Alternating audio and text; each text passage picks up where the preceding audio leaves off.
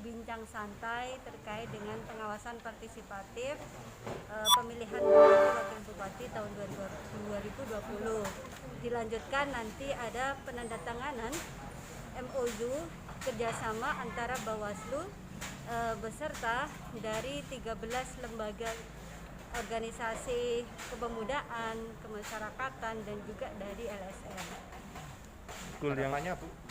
Harapannya tentu Bawaslu mengembangkan proses pengawasan dengan merangkul elemen-elemen yang ada di masyarakat, di mana sudah ada 13 lembaga yang dari awal itu sudah berkomitmen bersama kami untuk sama-sama mensukseskan proses gelaran pilkada di Kabupaten Kediri itu yang berkualitas, tentunya bermartabat pastinya.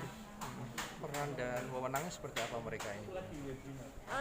Wewenang dari sahabat-sahabat di peran pengawasan partisipatifnya, tentu kita berharap bahwa tugas utama dari Bawaslu itu terkumpul di dalam cegah, awasi, dan tindak.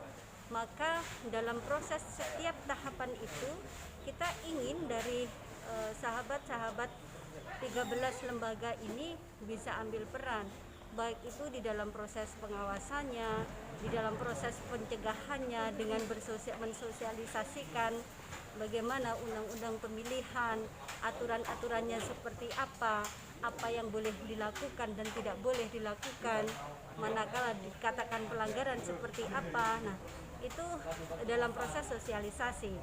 Di dalam proses pengawasan mereka terlibat langsung. Misalkan pada saat ini adalah tahapan pencocokan dan penelitian daftar pemilih.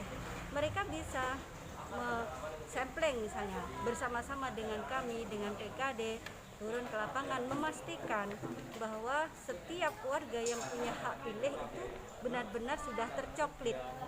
Nah, nanti di tahapan penindakan mereka bisa melaporkan dugaan pelanggaran manakala ditemui di lapangan.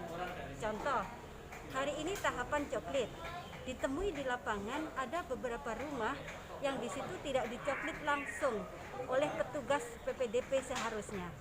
Misalkan diberbantukan pada orang lain. Nah, itu peran dari sahabat-sahabat ini menyampaikan kepada teman-teman jajaran di tingkat Panwascam maupun PKD.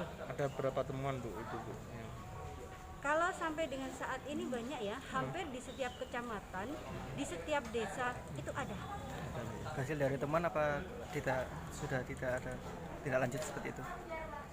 Kalau dari hasil temuan dan hasil pengawasan kita, tentu kita sudah sampaikan saran perbaikan kepada teman-teman KPU sesuai dengan tingkatannya. Kemarin dari teman-teman Panwascam dalam proses ini sudah memberikan surat sebagai saran perbaikan di dalam proses prosedur coklit itu seperti apa.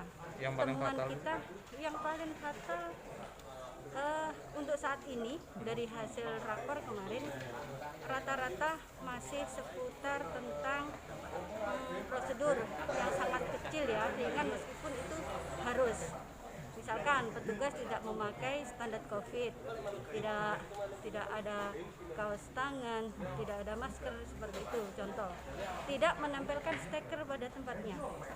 Terus ada beberapa temuan itu justru proses PPDP itu diswakelola, proses coklit itu dilakukan oleh orang lain. Nanti itu salah satu dari temuan. Itu termasuk pelanggaran etik atau gimana? Kalau itu di pelanggaran prosedur ya, artinya kita bisa memberikan saran perbaikan untuk proses itu bisa dilakukan sebagaimana seharusnya. Sanksinya enggak ada? Kalau sanksi ya, yang jelas dari saran perbaikan yang sudah kita berikan itu ada, kalau kita by surat tentu ada surat juga yang harus.